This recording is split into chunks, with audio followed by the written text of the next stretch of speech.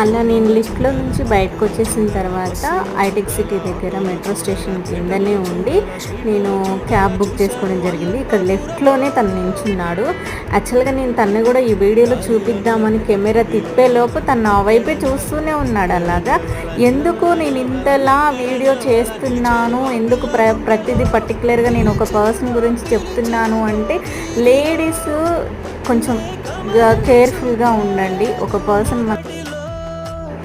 Person మన వైపు చూస్తున్నారు అంటే మనం ఎలా సేఫ్గా ఉండాలి, ఎలా మనము అక్కడ నుంచి ఎస్కేప్ అవ్వాలన్న దాని గురించి నేను చెప్తున్నాను.